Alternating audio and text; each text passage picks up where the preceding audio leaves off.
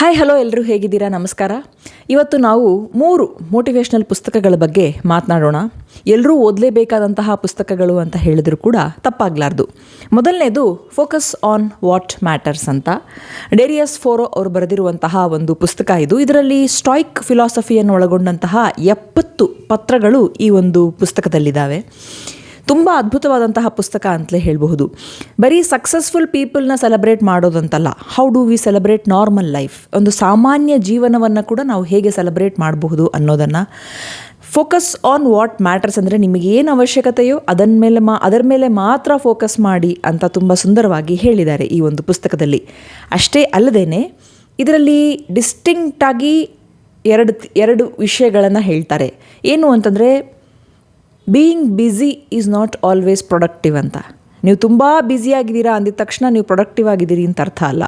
Productive ಅಂತಂದರೆ ನಿಮ್ಮ ಜೀವನದಲ್ಲಿ ಏನೋ ಒಂದು ಇಂಪ್ರೂವ್ ಆಗಿರಬೇಕು, ಆವಾಗ ಮಾತ್ರ ಅದು ಪ್ರೊಡಕ್ಟಿವ್ ಅಂತ. ಇಲ್ಲದೇ ಇದ್ದರೆ ಇಲ್ಲ ಅನ್ನೋದನ್ನು ತುಂಬ ಸುಂದರವಾಗಿ ಹೇಳ್ತಾರೆ.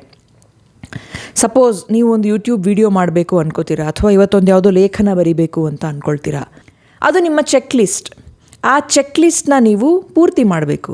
ನೀವು ನಿಮ್ಮ ಚೆಕ್ ಲಿಸ್ಟ್ನ ಪೂರ್ತಿ ಮಾಡ್ತಾ ಇದ್ದೀರಾ, ಅಥವಾ ಬೇರೆಯವರ ಚೆಕ್ ಲಿಸ್ಟ್ನ ಪೂರ್ತಿ ಮಾಡ್ತಾ ಬ್ಯುಸಿ ಇದ್ದೀನಿ, ಪ್ರೊಡಕ್ಟಿವ್ ಆಗಿದ್ದೀನಿ ಅಂತ ನೀವು ಜಸ್ಟ್ ಫೀಲ್ ಮಾಡ್ತಾ ಇದ್ದೀರಾ? ಸೊ ತುಂಬ ಇಂಪಾರ್ಟೆಂಟ್ ಕ್ವೆಶನ್ ಕೇಳುತ್ತೆ. ಎಲ್ಲರೂ ಓದಲೇಬೇಕಾದಂತಹ ಪುಸ್ತಕ ಅಂತ ನಾನು ರೆಕಮೆಂಡ್ ಮಾಡ್ತೀನಿ. ಇದಾದಮೇಲೆ ಎರಡನೇ ಪುಸ್ತಕ ನಾವು ಮಾತನಾಡೋಣ, think and grow rich by Napoleon hill. ಇದ್ರ ಬಗ್ಗೆ ತುಂಬಾ ಮಾತುಕತೆಗಳಾಗಿದ್ದಾವೆ. ಬಹಳಷ್ಟು ಜನ ಈ ಪುಸ್ತಕದ ಬಗ್ಗೆ ಮಾತನಾಡಿದ್ದಾರೆ. ಇಂಟ್ರೊಡಕ್ಷನ್ ಕೂಡ ಸೇರಿಸಿ ಇದರಲ್ಲಿ ಒಂದು 15 ಚಾಪ್ಟರ್ಗಳಿದ್ದಾವೆ ಈ ಒಂದು ಪುಸ್ತಕದಲ್ಲಿ. ಇವರು 20 ವರ್ಷ ಸಕ್ಸಸ್ಫುಲ್ ಪೀಪಲ್, ಯಶಸ್ಸು ಪಡೆದಿರುವಂತಹ ವ್ಯಕ್ತಿಗಳನ್ನು ಅವರ ಮೇಲೆ ಇವರು ರಿಸರ್ಚ್ ಮಾಡಿ ಅಧ್ಯಯನ ಮಾಡಿ ಇವರು ಈ ಪುಸ್ತಕವನ್ನು ಬರೆದಿದ್ದಾರೆ.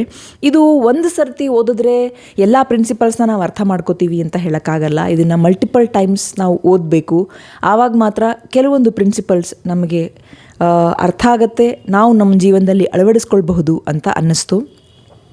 ಥಿಂಕ್ ಆ್ಯಂಡ್ ಗ್ರೋ ರಿಚ್ ಅಂತ ಅಂದಿದ ತಕ್ಷಣವೇ ಶ್ರೀಮಂತಿಕೆ ಬಗ್ಗೆ, ಶ್ರೀಮಂತರಾಗೋದರ ಬಗ್ಗೆ ಅಲ್ಲ, ನಮ್ಮ ಆಲೋಚನಾ ಶಕ್ತಿಯನ್ನು ನಾವು ಹೇಗೆ ಧನಾತ್ಮಕವಾಗಿ ಉಪಯೋಗಿಸಿಕೊಂಡು ಜೀವನದಲ್ಲಿ ಮುಂದೆ ಬರಬಹುದು ಅನ್ನೋದನ್ನು ತುಂಬ ಸುಂದರವಾಗಿ ನೆಪೋಲಿಯನ್ ಹಿಲ್ ಅವರು ಈ ಪುಸ್ತಕದಲ್ಲಿ ಹೇಳಿದ್ದಾರೆ.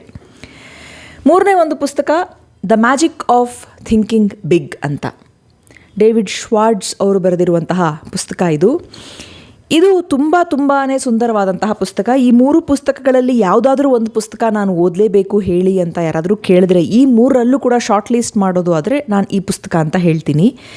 ಇದರಲ್ಲಿ 13 ಚಾಪ್ಟರ್ಗಳಿದ್ದಾವೆ. ಒಟ್ಟು ಕೂಡ ನಮ್ಮನ್ನು ನಾವು ಹೇಗೆ ನಂಬಬೇಕು, ಯಾವ ರೀತಿ ಒಂದು ಬಹಳ ದೊಡ್ಡ ಆಲೋಚನೆಯನ್ನು ಇಟ್ಕೊಂಡು ಕೆಲಸ ಮಾಡೋದ್ರಿಂದ, ನಮ್ಮ ಮೇಲೆ ನಾವು ಕೆಲಸ ಮಾಡೋದ್ರಿಂದ ಯಾವ ರೀತಿ ನಾವು ಮುಂದೆ ಬರ್ತೀವಿ ಅನ್ನೋದನ್ನು ತುಂಬ ಸುಂದರವಾಗಿ ತಿಳಿಸಿದಂತಹ ಒಂದು ಪುಸ್ತಕ ಇದು. ಈ ಪುಸ್ತಕಗಳನ್ನು ಓದಬೇಕಾದ್ರೆ ನಾನು ಜಿಮ್ ರಾನ್ ಅಂತ ಅವರ ಮೋಟಿವೇಶ್ನಲ್ ಸ್ಪೀಚ್ ಕೂಡ ಕೇಳಿದೆ. ಯೂಟ್ಯೂಬ್ನಲ್ಲಿ ತುಂಬ ಲಭ್ಯವಿದೆ, ನೀವು ಕೂಡ ಕೇಳಬಹುದು.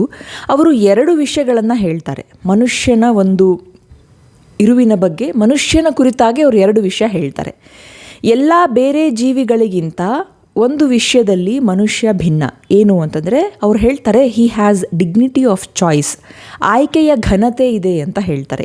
ಅಂದರೆ ಯಾವುದು ಒಳ್ಳೆಯದು, ಯಾವುದು ಕೆಟ್ಟದ್ದು, ಯಾವುದು ಸರಿ, ಯಾವುದು ತಪ್ಪು, ಯಾವುದು ಮಾಡಿದ್ರೆ ನನಗೆ ಒಳ್ಳೆಯದಾಗುತ್ತೆ, ಯಾವುದು ಮಾಡಿದ್ರೆ ಒಳ್ಳೆಯದಾಗಲ್ಲ, ಯಾವ ಊಟ ಮಾಡಬೇಕು, ಯಾವುದು ಮಾಡಬಾರ್ದು, ಯಾವ ಬಟ್ಟೆ ಹಾಕೋಬೇಕು, ಯಾವ ಬಟ್ಟೆ ಹಾಕೋಬಾರ್ದು, ಮಾತಾಡಬಾರ್ದಾ, ಹೀಗೆ ಪ್ರತಿಯೊಂದರಲ್ಲೂ ಕೂಡ ಮನುಷ್ಯನಿಗೆ ಆಯ್ಕೆ ಇದೆ.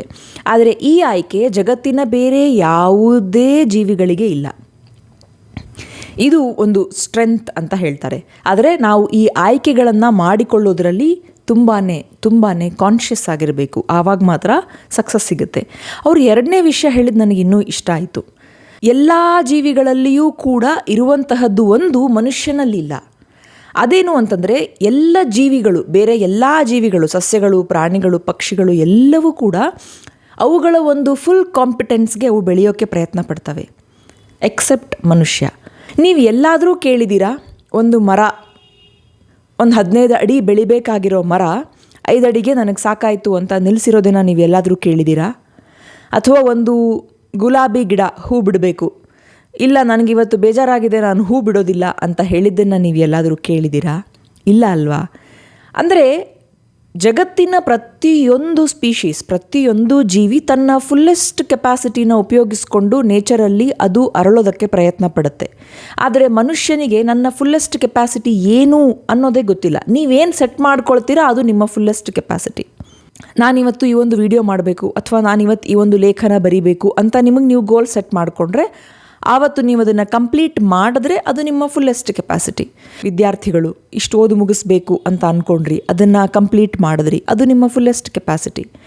ಸೊ ನಮ್ಮ ಕೆಪಾಸಿಟಿಯನ್ನು ನಾವೇ ಗುರುತಿಸಿಕೊಳ್ಳುವಂತಹ ಆಯ್ಕೆ ನಮ್ಮಲ್ಲಿದೆ ಮತ್ತು ಅಷ್ಟು ನಾವು ಬೆಳೀಲೂಬಹುದು.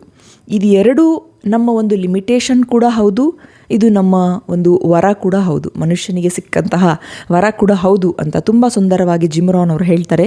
ಸೊ ಇಂದಿನ ಪುಸ್ತಕಗಳ ಒಂದು ಲಿಸ್ಟಲ್ಲಿ ನನ್ನ ಒಂದು recommendation focus on what matters, think and grow rich, ಮತ್ತು ಮೂರನೇದು ಬಂದು ಮ್ಯಾಜಿಕ್ ಆಫ್ ಥಿಂಕಿಂಗ್ ಬಿಗ್. ಈ 3 ಪುಸ್ತಕಗಳನ್ನು ಓದಿ ನೋಡಿ. ತುಂಬ ಸುಂದರವಾದ ಪುಸ್ತಕಗಳು. ಮತ್ತಷ್ಟು ಪುಸ್ತಕಗಳು, ಸಿನಿಮಾ, ಗೀತೆ ಅಥವಾ ಸರಣಿ ಮೂಲಕ ನಿಮ್ಮ ಮುಂದೆ ಬರ್ತೇನೆ. ಧನ್ಯವಾದಗಳು.